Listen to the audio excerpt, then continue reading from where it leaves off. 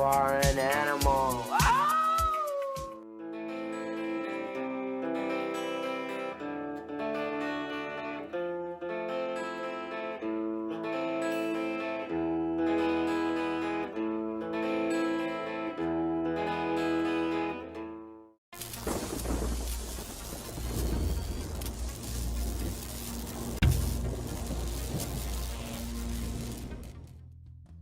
Hi everyone, it's Kurt with Axtreme-Guitar, and today I'm going to be going over the chords to the song The House of the Rising Sun. It's not actually going to be a walkthrough of the song, but it's very convenient to use the actual chord progression for it, and I like it a lot in lessons, whether someone is a practiced hand at playing guitar or brand new, because it's mostly just open chords, but the trick is that you are going to be playing through individual notes in arpeggio form.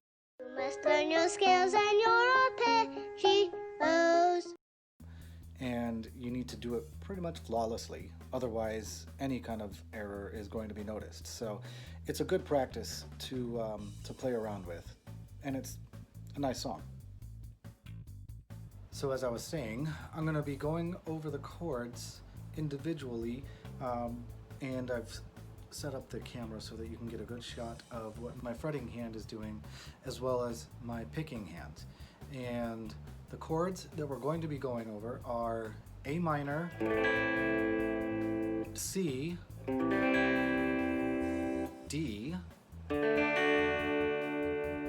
and they call for an F, but I prefer to use an F major 7. So from the F major 7, we go back to the A minor, and then we go to the E major, back to the A minor, and then E major again. And that's what it repeats throughout the entire song for the most part. So what I'm trying to focus on in this video lesson is to just get used to ringing out the chords and trying to do it non-stop, which is going to be very tricky without making mistakes. And so what I'm doing here is my picking hand has to hit basically the root note of each chord. So with the A minor, I'm starting on the A string, and if you didn't know it already, if I say to hit a root note, then that is the note that names whatever chord you're doing. If you're playing an E chord, the root note is an E. If you're playing a G chord, the root note is a G. There's more than one root note, but we're going to take the base root note of each of the chords for the most part. There is an exception to that in some cases, but we'll just roll through this and how I do it. And to start off with, we're going to go on that A minor, and like I was saying before, the pick is going to be going across the strings, but you're not going to pick it like, you're going to let it fall on each string. Now you don't hit the bottom E string coming back up again, because in the song they don't do that. They go. Now I made a little bit of mistake watching the camera, but you want to go down. So you allow yourself to come back up, but you just have to be careful not to hit that bottom E string, and it's the same with every chord. You come down, then you go to the C immediately. Same thing, just as I did with the A minor, coming back up, but not hitting, I'm not doing a, you don't want to hit that twice. And then I go to the D, and I'm starting on this D string. And because I'm halfway down the guitar fretboard, starting on the D string, I want to hit the root notes again. So I'll do a quick recap. We're starting on the A minor and hitting the A string first. Then we're going to the C major, and I'm hitting the C note on the 3rd fret of the A string. Next, I'm going to go to this D chord, starting on the D string.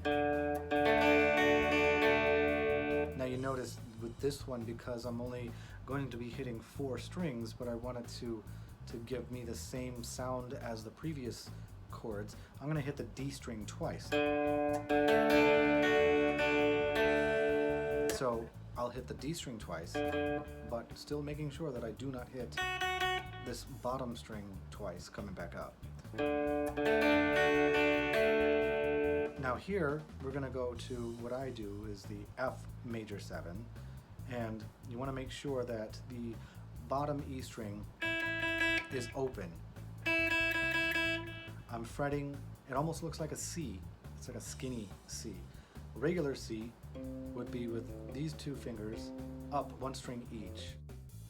And so, like I said, we're now getting to the F major 7 that we're going to be similarly to the D, because it is the D string that we're hitting this 3rd fret starting the F major 7 chord. And you may recall earlier when I was saying that there are exceptions to taking the bass root note of a chord. Usually with an F you would start with this F up here, but because I'm doing the F major 7 over here,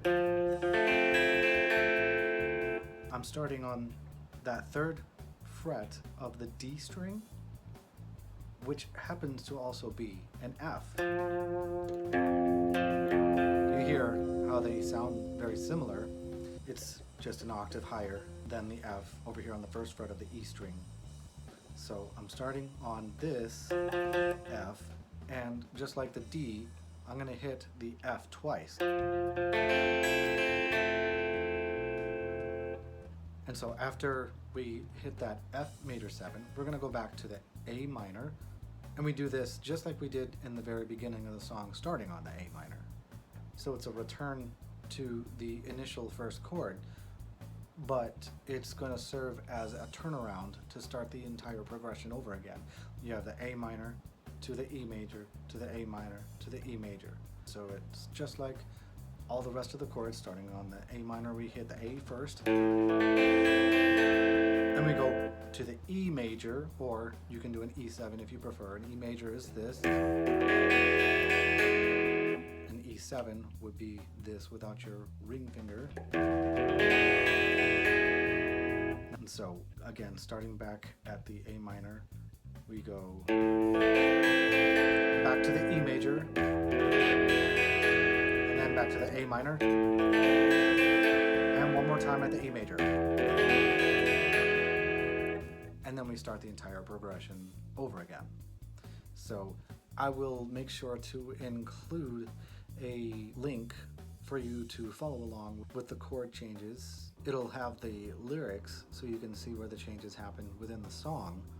So you'll probably notice through the play along that I will probably make some mistakes, but one thing that's good to see is that when you make mistakes, there are ways that you can get around it without it being obvious. I mean, if you don't get the chord in this arpeggio form strictly perfect, it's not the end of the world. I notice sometimes that as I'm picking, I will miss the string, and I'll realize that before I actually hit it or hit a wrong string, and I'll just scoop upward to catch it.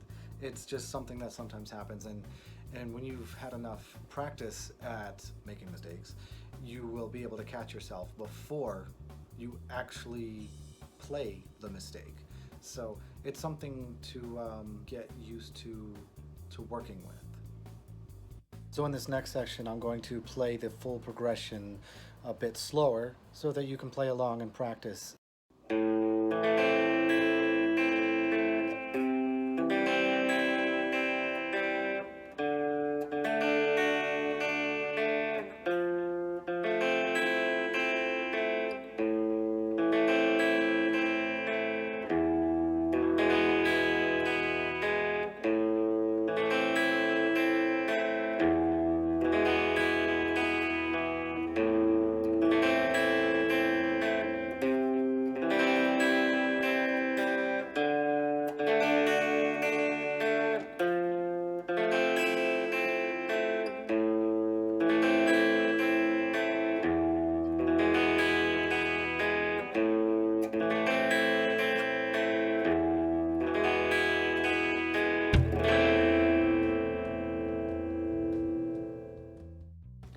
As always, check out my website and take advantage of the free resources. Keep an eye out for the soon-to-come guitar blog and tablature page. And remember, if you would like to make a comment or request, you can do so below, or you can reach me through my email. I really greatly appreciate any likes for my videos. So don't forget to click the subscribe button as well as the little bell right next to it at the bottom of your screen. And I will see you next time.